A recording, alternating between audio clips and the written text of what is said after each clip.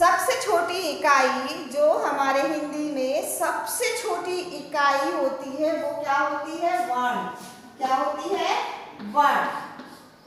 वर्ण के हम टुकड़े नहीं कर सकते। वर्ण ऐसा है कि जिसके हम टुकड़े वर्ण इसी से हमारी क्या बनती है? वर्णमाला। क्या बनती है? वर्णमाला। वर्णमाला में क्या क्या आता है हमारा? कौन बताएगा मुझे? वर्णमाला में क्या क्या आता है?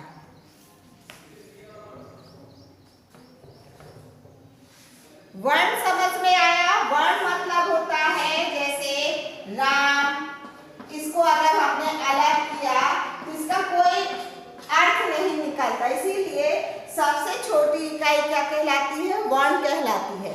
और वर्ण के व्यवस्थित समूह को क्या कहते हैं? वर्णमाला कहते हैं। क्या कहते हैं? वर्णमाला। वर्णों के व्यवस्थित समूह को वर्णमाला कहते हैं। वर्णमाला कहते हैं। ये है हमारी वर्णमाला की क्या है? डेफिनेशन है हमारी। क्या है? डेफिनेशन मतलब परिभाषा है कि वर्णों के व्यवस्थित समूह को वर्णमाला कहते हैं। जैसे जिसमें हमारे वर्ण में क्या आते हैं? स्वर, व्यंजन। कौन से आते हैं? स्वर और व्यंजन। हाँ, डेफिनेशन क्या है? हाँ, डेफिनेशन है वर्णों के व्यवस्थित समूह को, वर्णों के व्यवस्थित समूह को वर्णमाला कहते हैं। जैसे ब्लैक बोर्ड क्लियर नहीं दिख रहा क्या? हाँ मिल रहा है।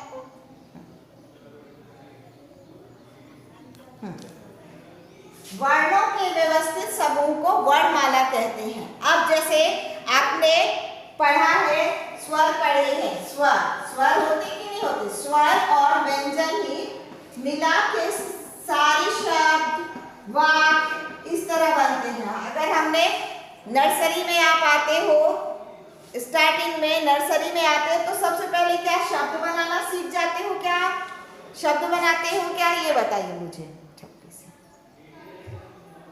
शब्द बनाते हो क्या? जो नर्सरी का बच्चा आता है तो शब्द बनाना शुरू कर देते हो क्या? नहीं करते ना। सबसे पहले हमको क्या सिखाते हैं? वो स्वर सिखाते। स्वर में हमारे आ, सबसे पहले क्या सिखाते हैं? आ, फिर आ, ई, ऊ, फिर इसके बाद रुशु, फिर ए, आई, ओ, औ, अंग और आह। ये सीखते हो ना। फर्स्ट स्टेप हमारी क्या रहती है? आ, फिर आ, ई, एक एक करके आपको एक एक शब्द एक एक वर्ण सिखाया जाता है। किसमें? नर्सरी में। कि पहले आपसे ये बनेगा, इसके बाद जब आप ये सीख जाते हो फिर आपको व्यंजन सिखाए जाते हैं। फिर नेक्स्ट क्लास में क्या आता है? व्यंजन सिखाए जाते हैं। तो ये तो हमारे हो गए स्वर। अब स्वर किसे कहते हैं? इसकी भी डेफिनेशन है, इसकी भी परिभाषा है। स्वर किसे कहते हैं? कौन बताएगा मुझे? स्वर।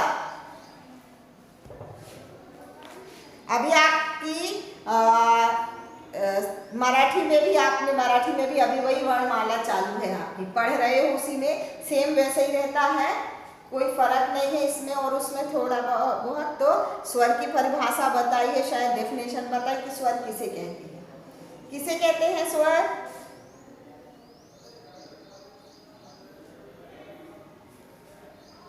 नहीं पता? स्वर मतलब होता है जिनको बोलने में, जब हम बोलते हैं तो खुले स्वर में निकलते हैं, वो किसी भी बीच में रुकावट नहीं आती।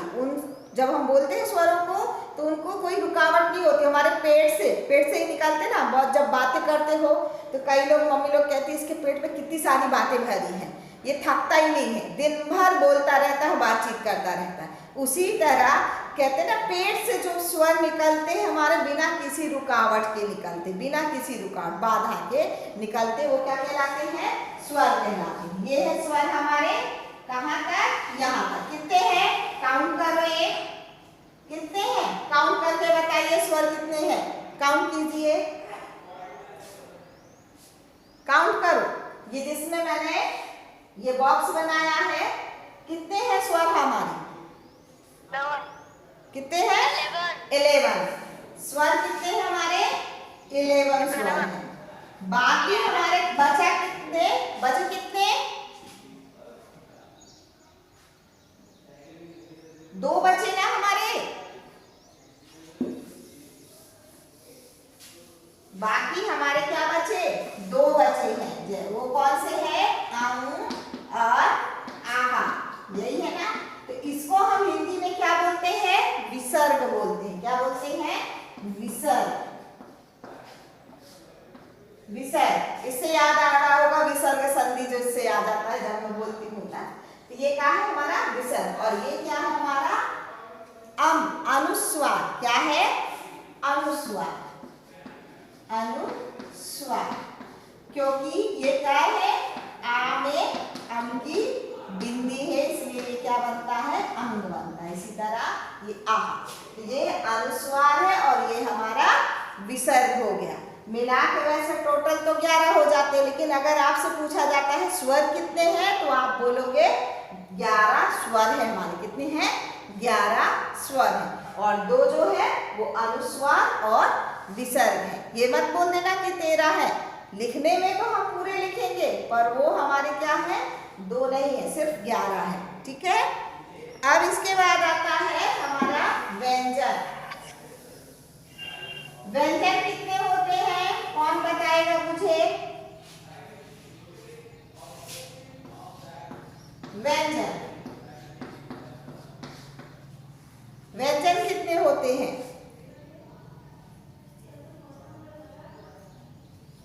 कितने होते हैं? नहीं पता? यहाँ पे लिखती हूँ मैं, फिर काउंट करके बताना। ठीक है।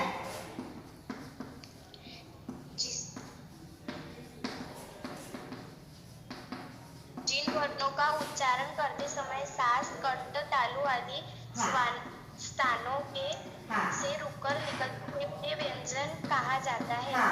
जिनका उच्चारण करते समय, और इनको बिना स्वर की सहायता से हम यानी उनकी सहायता लेनी पड़ती है हमको। किसकी? स्वर की सहायता लेनी पड़ती है। तो स्वरों की सहायता से ही हम बोलते हैं। और जब ये हमारे पेट से निकलते हैं तो या तो तालु, जीवा, दंत मतलब ये कंठ है और ये हमारा गला है, इनको छूते हुए निकलती है ये वाले अक्षर हमारे वर्ण निकलती, तो उनको क्या बोलते हैं? व्यंजन बोलते हैं। अब कितने व्यंजन हैं ये हम काउंट करेंगे।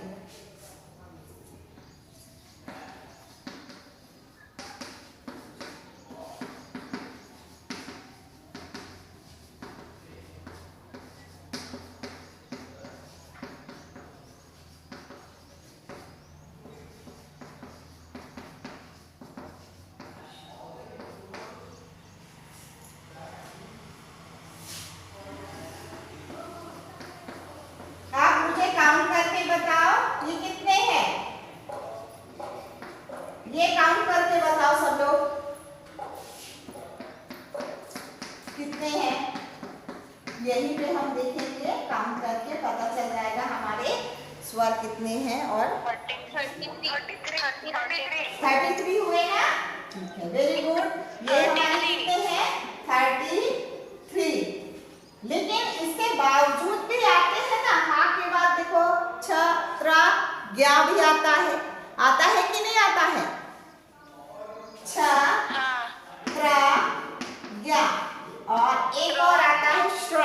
जब हम श्री लिखते हैं, श्री गणेश लिखते हैं, ये श्री एक ही आता है। ये कौन से व्यंजन कहलाते हैं? ये तो हो गए व्यंजन जो कंठ से, तालु से, दंत से निकलते, पर ये वाले व्यंजन कौन से कहलाते हैं?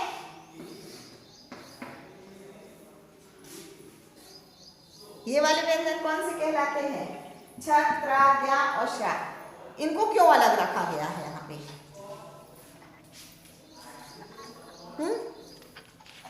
बता। इनको इसलिए अलग रखा गया है क्योंकि इनको क्या बोलते हैं, हम संयुक्त व्यंजन बोलते हैं। क्या बोलते हैं, संयुक्त व्यंजन। संयुक्त मतलब होता है दो व्यंजनों को मिलाकर एक नया शब्द तैयार, नया व्यंजन तैयार होता है। नया होता है कि नहीं होता। ये जो जितने व्यंजन हैं ये हमारे ये दो व्यंजनों को मिलाकर ही बनते हैं, इसीलिए उनको क्या बोलते हैं, संयुक्त व्यंजन। क्या बोलते हैं, संयुक्त व्यंजन। जैसे यहाँ पे मैं इधर बताती हूँ, देखो पहला हमारा क्या है, छ। ये किससे बनता है, का प्लस स्वा। ये इसको मिलाकर हमारा क्या, कौन सा व्यंजन तैयार होता है, छ। हाँ, कौन सा तैयार होता है, छ, क्षत्रिय वाला। ये तैयार होता है किसको मिला के, का और शा मिलाकर। इसीलिए ये दो व्यंजन जब मिलते हैं तो क्या हो जाते हैं, संयुक्त हो जाते हैं। संयुक्त मतलब मिल जाते हैं, तब हमारा क्या बनता है, ये छात्र बनता है। इसीलिए हम इसको संयुक्त व्यंजन कहते हैं। दूसरा हमारा है त्रा। तो ता और रा को मिलाकर हमारा क्या बनता है, त्रा। त्रिशूल का जिसे बोलते हैं, त्रिनेत्र बोलते हैं, बनते हैं शब्द त्रा बनता है। किसको, ता और रा मिलाकर हमारा एक नया व्यंजन तैयार होता है, इसलिए हम क्या बोलते हैं उसको, संयुक्त व्यंजन। आवाज अच्छे से नहीं आ रही, आवाज नहीं आ रही अच्छे से।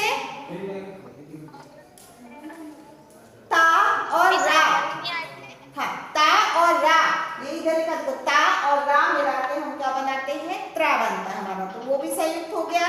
इसके बाद हमारा आता है ज्ञा। ज्ञा ज्ञानी का न्या जिसे बोलते हो मराठी में आप लोग, वो किससे बनता है, जा से। किससे बनता है, ता और जा और इया से बनता है। सॉरी गलत हो गया, जा और इया से। तब हमारा क्या बनता है, नया शब्द क्या बनता है, ये हमारा ज्ञा ज्ञानी का, ज्ञा ज्ञानेश्वर का। ज्ञान जैसे तीन शब्द आते ना बनाने को, बोलते ना संयुक्त अक्षर लेकर आप 3 शब्द बनाइए। हमारे 6 से भी रहता, 7th में भी था हमारा, 8 में भी आया हमारा। इस तरह क्या था ना, संयुक्त व्यंजन क्यों बोलते हैं कि संयुक्त व्यंजन लेकर आप शब्द बनाइए, वो भी 3-3 हमने बनाए भी हैं। ये भी हमारा इसी तरह ये संयुक्त व्यंजन है। लास्ट में आता है श्रा। हाँ, श्रा हमारा बनता है सा और रा से, ये बन जाता है हमारा श्रा। जो श्री गणेश है, जिन्हें हम बोलते हैं श्री गणेश नमः, कोई भी काम करते श्री भी नाम रहता है, श्रीधर रहता है।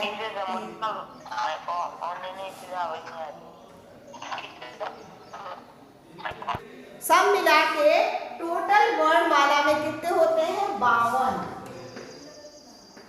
52। हाँ 52 होते।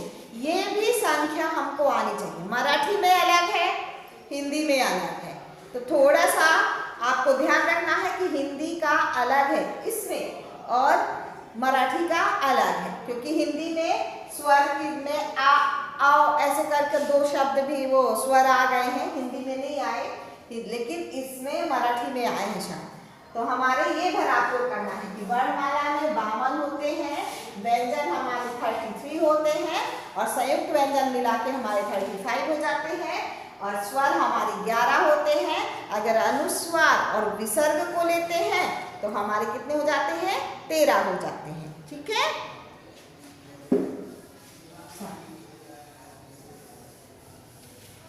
अब जैसे आपको मैंने बोला वर्ण में मैंने आपको यहाँ पे बताया था, ऐसे एक अक्षर लिया था राम, लिया था ना।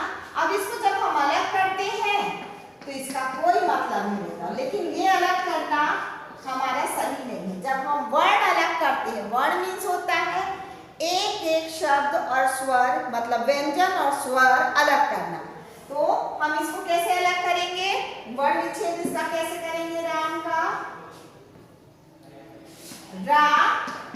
रा में क्या है, स्वर की सहायता से ही बोलते हैं ना व्यंजन हम। तो रा में क्या है हमारा, आ स्वर है, तो यहाँ पे क्या आएगा आ, और इधर भी हमारा लग जाएगा तो क्या आता है हमारा हलंत लगा आ। फिर मात्रा काय की लगी है आ की, तो इसीलिए यहाँ पे आएगा बड़ा आ, और यहाँ पे क्या आएगा माँ और आ।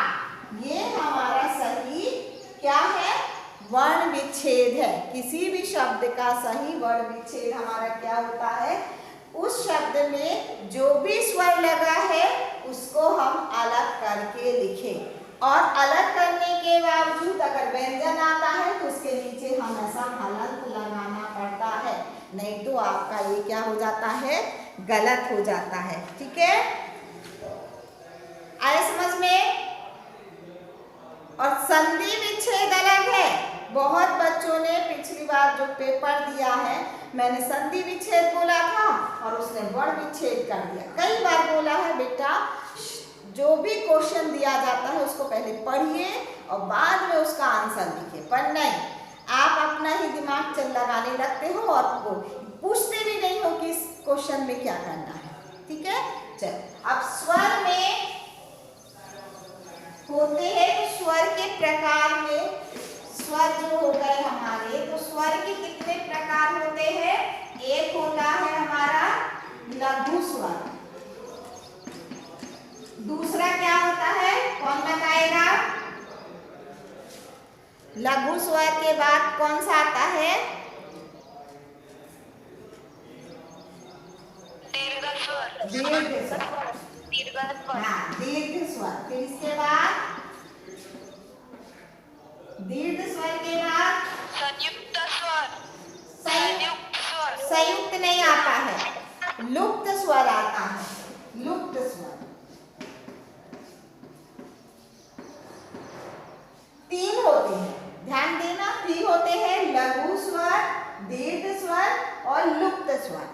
तो लघु स्वर मतलब होता है जिन स्वरों का उच्चारण करते समय, जिन स्वर को हम बोलते हैं, जब भी कभी बोलते हैं तो उनका उच्चारण करते समय हमारी जो आवाज रहती है वो धीमे से निकलती है, धीरे से निकलती है।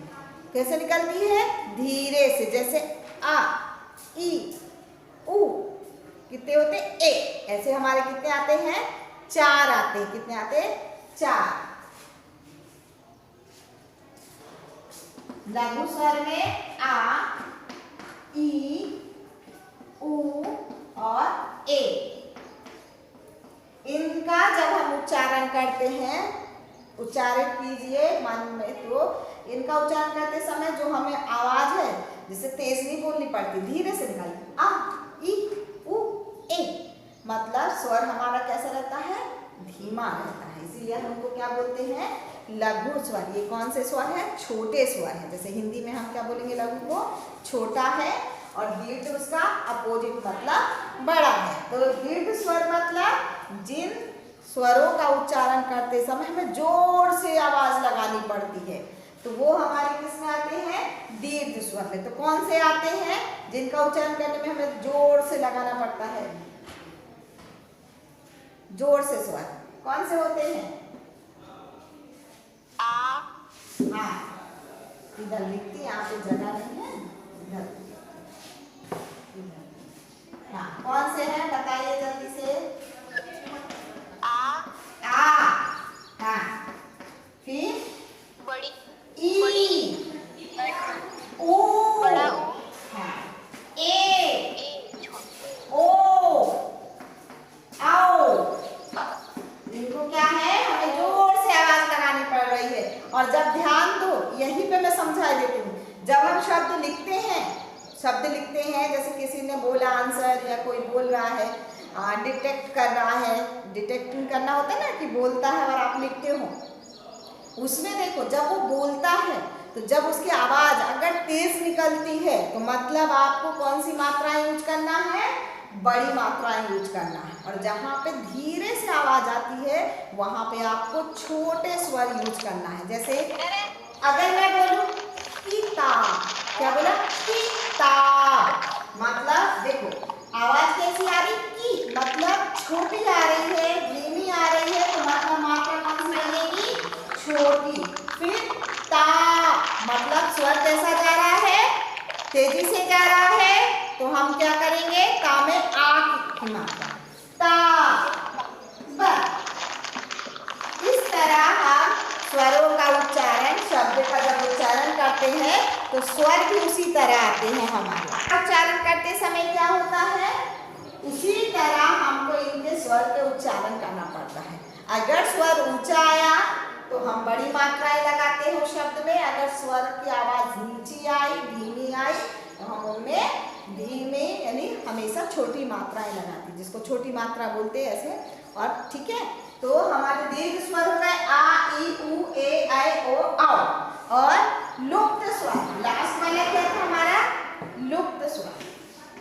लुप्त मतलब वहां पे गायब हो जाता है। जैसे हम वहां पे 3 का भी यूज करते हैं और ऐसा निशान रखते हैं, जैसे ओम, लंबा स्वर ले लेते हैं हम, ओम, इधर ऐसे ऐसे 3 बना देते हैं, इस तरह के शब्द करते हैं वो लोग, और ऐसा बना देते ओम, इस तरह। राम, बहुत तेज आवाज देते हैं, बीच में वो स्वर क्या है, लुप्त हो जाते हैं, गुम हो जाते हैं, तो उनको क्या बोलते हैं, लुप्त स्वर। बीच में जब वो स्वर लुप्त हो जाते हैं तो लुप्त स्वर बोलते हैं। तो इसमें तो वैसे कोई भी नहीं आते, आहा, बाकी हमारा लघु स्वर हो गया, दीर्घ स्वर हो गया और लुप्त स्वर हो गया।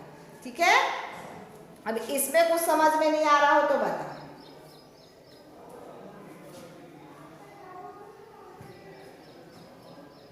आया? कौन सा? लुप्त स्वर। यही ना लास्ट का ना अपना थर्ड वाला ना। थर्ड वाले में देखो, हम वैसे अगर किसी ओम है, अगर मैंने बोला ओम तो हम सीधे ऐसा लिख देते हैं, लिखते हैं कि नहीं लिखते, ओम ऐसे लिखते कि नहीं लिखते, राम लिखते कि नहीं लिखते। इसमें बीच में मैंने कोई भी स्पेस नहीं लिया, बीच में खाली स्थान यानी कुछ भी नहीं लिया, सीधे ओम बोला, राम बोला। ठीक है, तो यहाँ पे कोई भी शब्द या कोई भी स्वर लुप्त नहीं है। लेकिन अगर इसी को आपने देखा होगा, जब कोई यानी बैठ के जपता है, माला जपता है, वो करता है, तो कई लोग क्या करते हैं, इसको ओम को कैसे बोलते हैं, ओम, मतलब बीच में उसने क्या बोला तुम्हें भी नहीं समझ में आया, मुझे भी नहीं आया।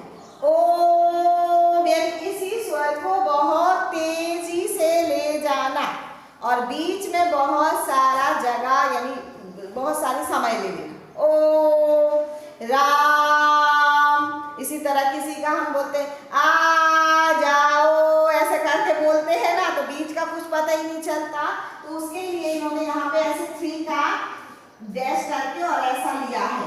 देखिए आप लोग, आपकी बुक होगी आपके पास, उस तरह लिखा है, इस तरह का निशान दिया गया, मतलब ये बीच में कुछ भी आया तो हमको वो पता नहीं है कि क्या है उसमें। ठीक है, तो ये हमारे क्या होते हैं, लुप्त स्वर हो जाते हैं। बाकी आपके लघु स्वर, दीर्घ स्वर तो आपको पता ही है, ये बहुत कम यूज होते हैं जब कोई लंबा राग ले लेता है, बाकी ये अपने इसमें आता है। और इसमें हमारा रुशु भी आता है, इसमें रुशु भी आता है, ये क्या कहते हैं, लघु स्वर।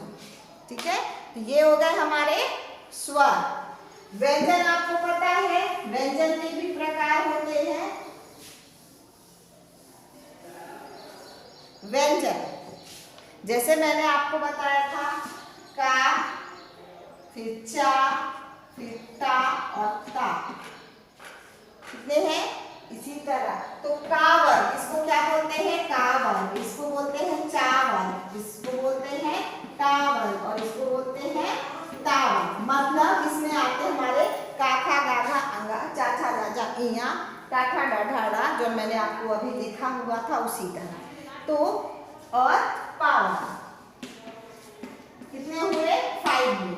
अब इसमें से कुछ जो हम उच्चारित करते हैं, तो वो जब हम उच्चारित करते हैं व्यंजन को, तो जब मुंह से निकलते हैं, हमारे पेट से निकलते हैं, तो वो मुंह के किसी न किसी भाग को क्या करते हैं, टच करते हैं।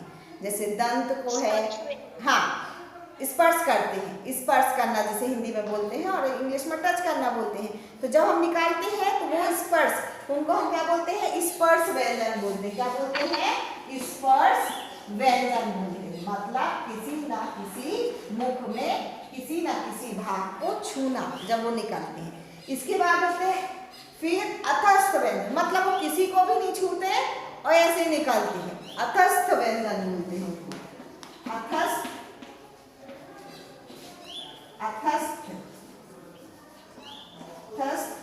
व्यंजन,